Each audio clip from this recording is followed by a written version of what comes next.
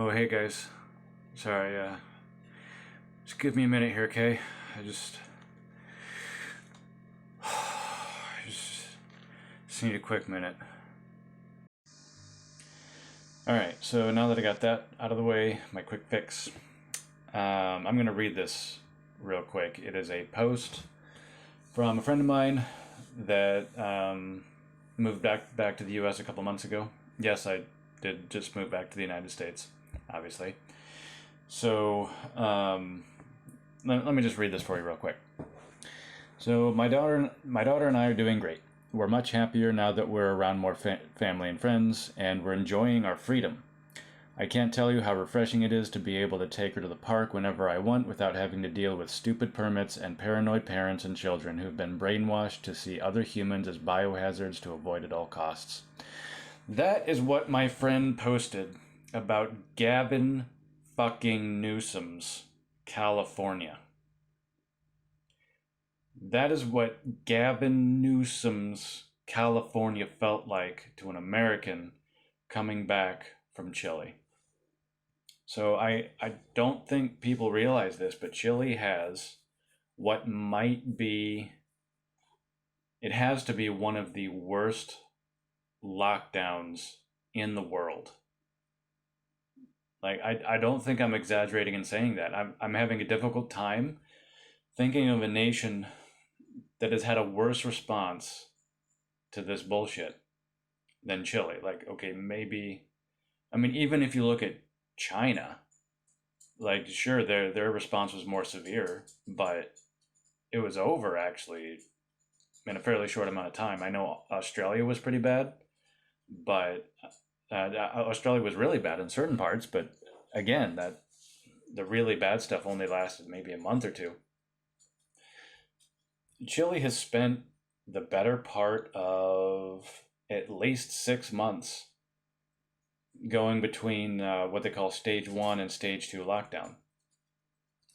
So with stage 2, it's like, okay, you, so what is it with stage 2? There's a curfew of 10 p.m. So 10 p.m. to 5 a.m. every day there's a curfew. And then on the weekends, if you want to go out for any reason, you have to apply for a permit to leave the house on a weekend, like to go anywhere. You have to go online, apply for a permit, and get a little QR code.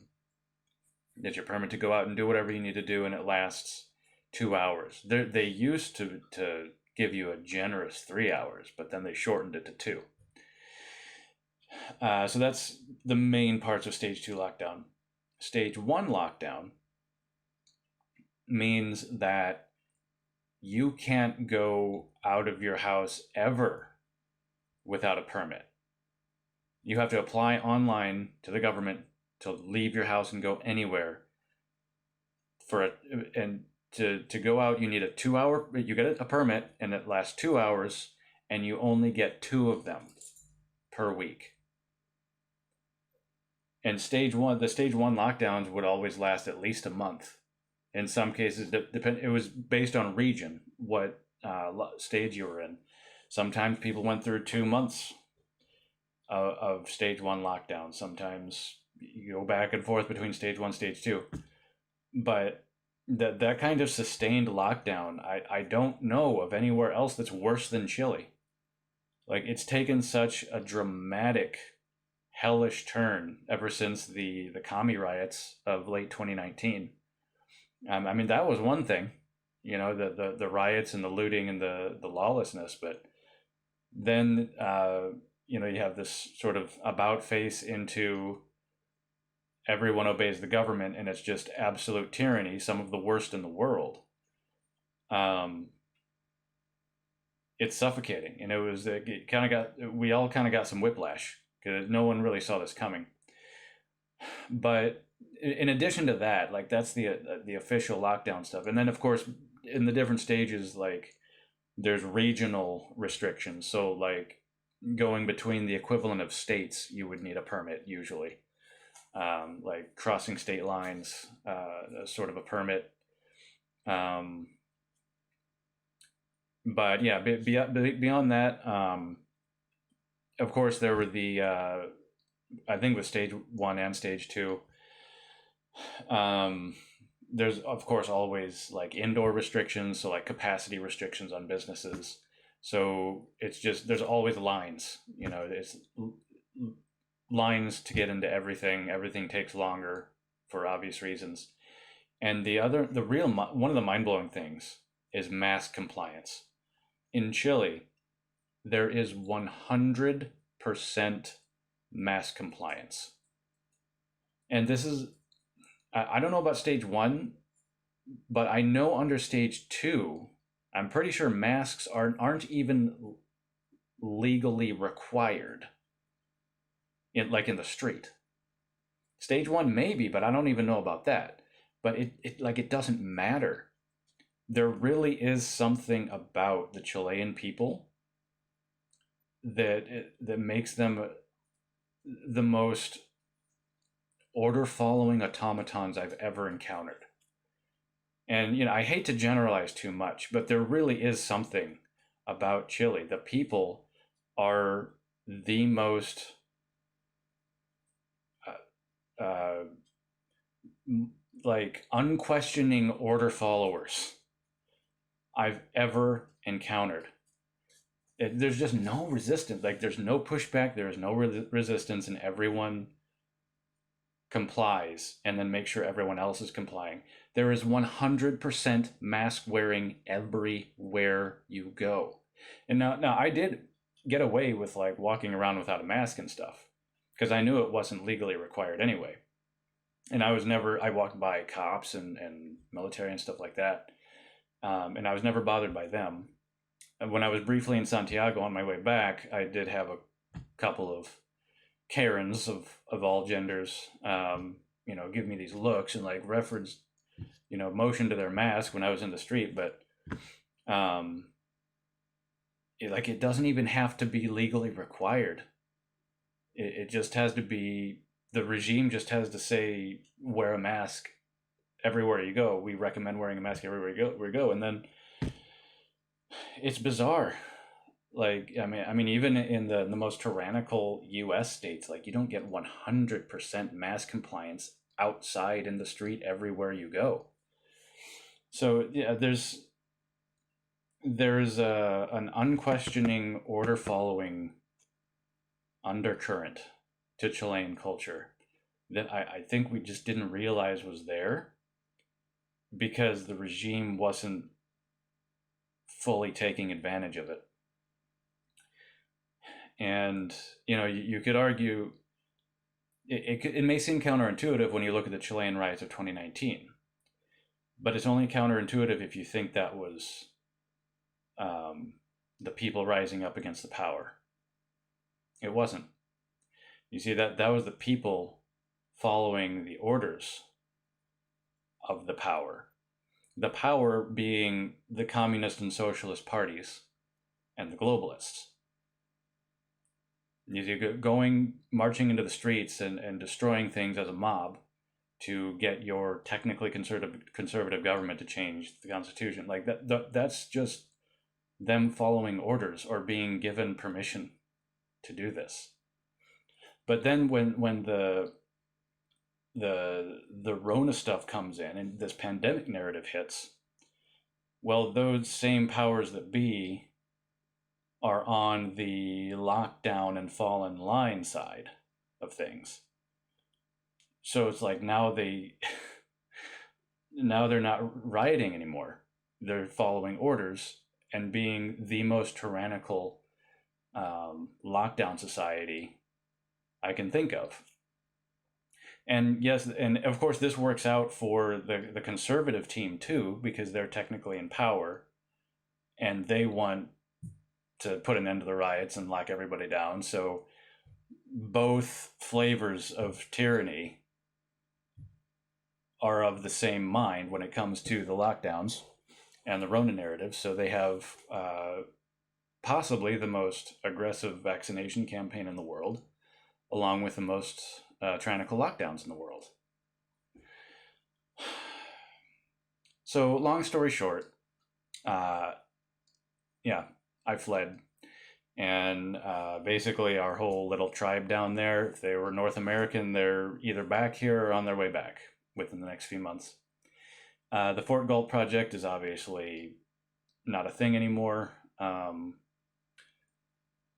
Just living there is insufferable and impossible, let alone trying to do business there. So there's no point in having this sort of intentional community of entrepreneurs and expats and stuff like that. So essentially, what's been built is just going to get sold locally.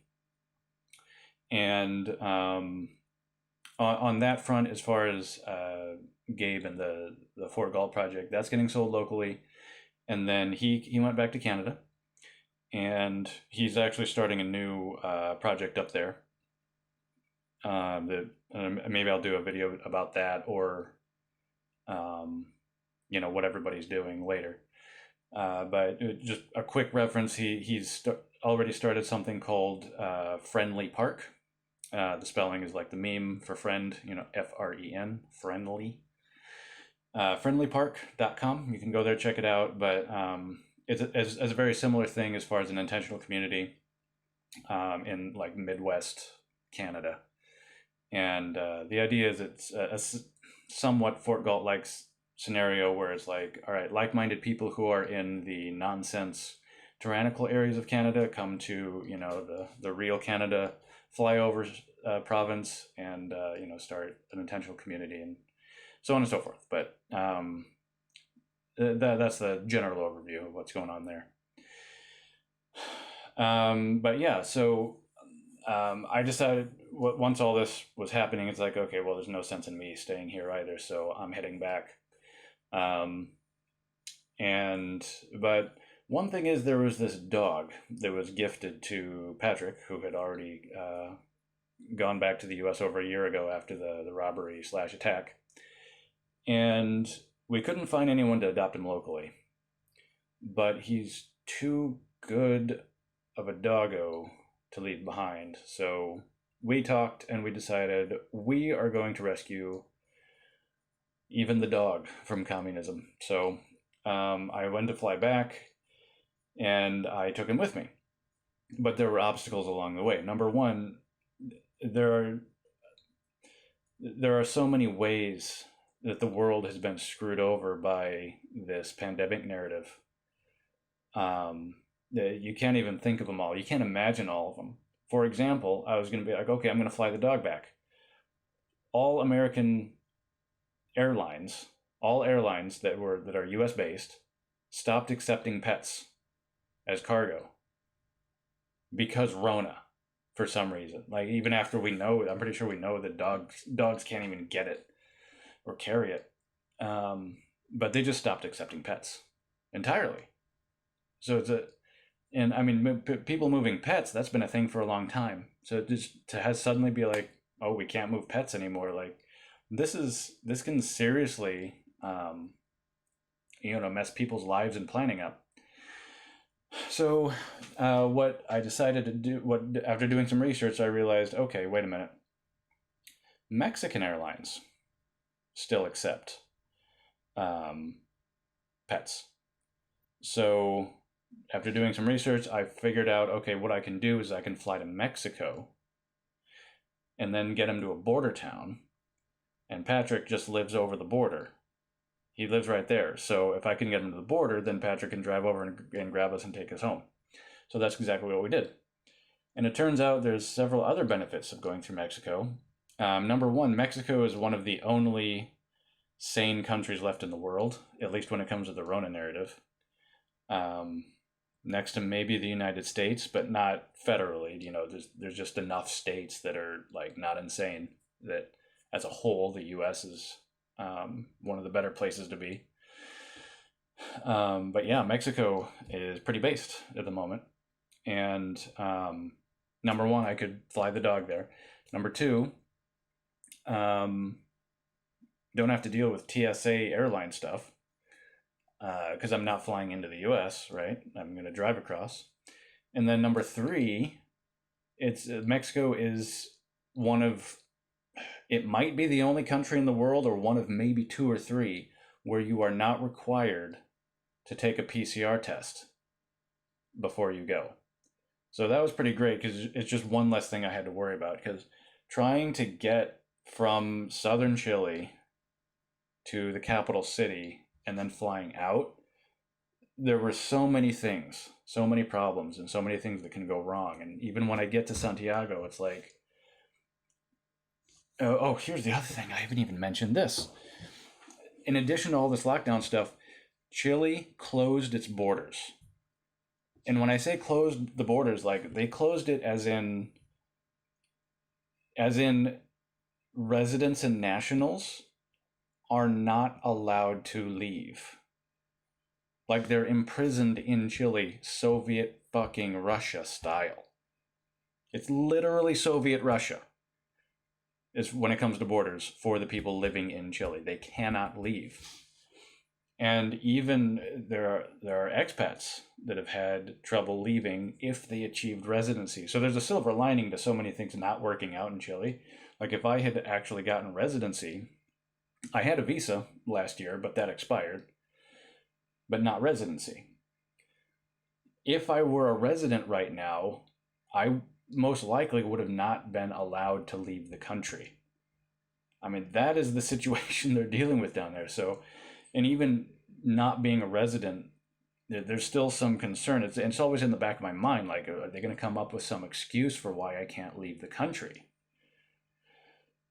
And that's what I was worried about when we were leaving. It's like, okay, there's 15 different ways I could get denied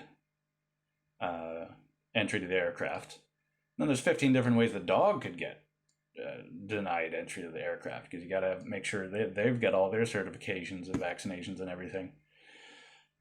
So, in any case, I'll just kind of fast forward to, I was in the capital city for a couple days, and then it came time to leave.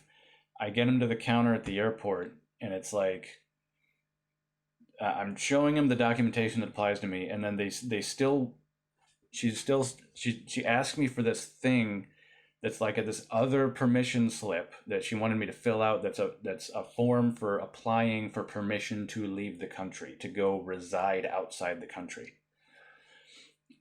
And I'm like at my breaking point here. I'm freaking out because it's like, I'm not getting denied access to this flight. I have to get on this flight. And actually, let me back up a little bit further, because, okay, a couple days before that, I'm going to leave in a couple days, and then we're talking about the dog with a local friend, and her friend happens to be a vet. And so she mentioned it to the vet, and the vet's like, okay, cool, he's got all his stuff, right? And then does he have this? And she brings up some certification that I don't have. And so as it turns out, I looked up all the requirements for what a dog needs to get into Mexico. And so I took her to a vet in Valdivia, and she gave me the certifications and vaccinations and everything. She didn't mention this certificate. So then this other vet brings it up and is like, yeah, she needs, I guess there's this organization called like SAGARPA. It's an acronym, SAGARPA. They refer to it as SAG or something. It's basically like agricultural import and export when it's coming to animals and stuff. It didn't even occur to me. I've never moved a dog before between nations. It never occurred to me I would need Chile's permission to let the dog go. Like, this wasn't even about Mexico accepting it. I knew I had everything I needed for that. But Chile wasn't going to let it go without this certificate. So I actually had to... Oh, and of course I found out on a holiday, and then the website says it takes 2 or 3 days to get this permissions. That bottom line, I had to move. I had my flights set up, like 2 or 3 different flights back to back. I had to change all of them. So that cost a little bit more money. But luckily this friend like did everything that I needed, because she's done this before, and so I got everything I needed for the dog. So there's just so many things like that I'm dealing with as I'm walking through the masked zombie wasteland of Santiago. But anyway, I get to the counter, and it's like, I finally got everything for the dog. I give her everything for the dog. I give her my paperwork, and then she wants me to fill this other thing out that's this permission to reside outside the country. So I'm pissed off. I'm ready to snap. And I go to fill it out, and I'm like, well, this wants a Chilean ID, and I never even got one because I never got residency. She wants me to fill it out anyway. I try, and then it's like, nope, it's an invalid Chilean ID. So I show her. It's like, I can't even apply for this. I can't apply for this because it doesn't apply to me. So she walks me over to their equivalent of the FBI, because they have some place at the airport. And she shows it to them, and those guys, they're the PDI or their FBI. They're like, oh, well, no, he doesn't have residency. He's a foreigner. He can leave. That, or at least this doesn't apply to him. So they let me through there, and then I go through to this checkpoint. Their FBI has a final checkpoint you have to get through to go to your gate. And even though that was the same organization, this was a lower level grunt, and even he eventually was asking for the same thing. And then he calls a supervisor and he's like, oh, I guess he is a foreigner and he can leave. Like there's no like thinking on their own or common sense or anything. So anyway, I get through those, but it's just so stressful when it's like, I'm not sure I can get on, and they're asking for this bullshit, and the dog's freaking out in the cage because he's not cool with the cage, and it was a nightmare. It was a nightmare. But we got to Mexico. Luckily, I got a friend there that got an Airbnb so that we could stay somewhere for the day while we were waiting for the connecting flight. And then, Patrick comes over and drives us into the U.S. And then we get to somewhere like 1 or 2 a.m. when we pull over for gas and food. And we go in, there's a Subway, real Subway connected to this gas station and convenience store. And I got to tell you, the courtesy and the professionalism of the gas station attendant and my Subway sandwich maker damn near brought me to fucking tears. Just that level of courtesy and professionalism from these like very low level employees. After 6.5 years of mostly living in Chile, I almost cried full on man tears. It was just a beautiful thing. So bottom line, I don't know if I want to put too much more in this video, but Chile turned on a dime without any notice into an absolute dystopia. Like, it is a dystopia down there, man. And it's at the beginnings of a slow motion car crash of a failed state. Like, it's going to crash, and it's going to crash hard. This with the police state they've had a police state apparatus that they just haven't used to its full potential in many decades. They have an order following population, and they have one of the better economies of South America.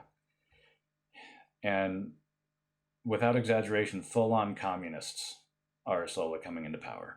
And when they do, when you give them that much as far as resources and state power, it has potential to be the crater that they're about to create for Chilean society may eclipse even Venezuela or something similar.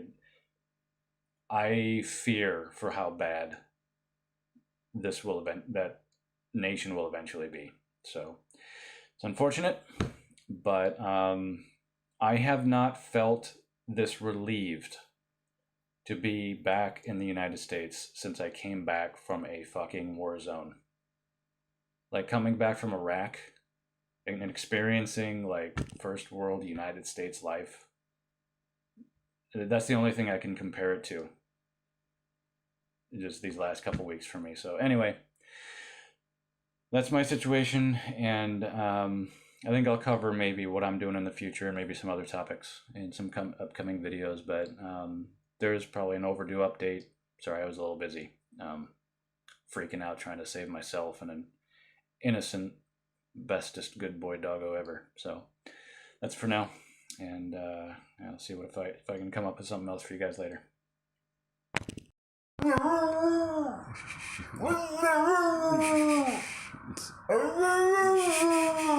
It's 7 buddy. It's 8 a.m., buddy.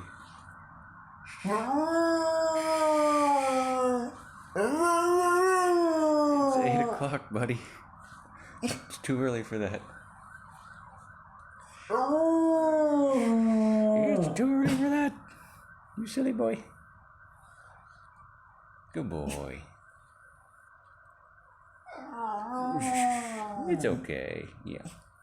You don't need to do that. Yep. They can make noise all by themselves.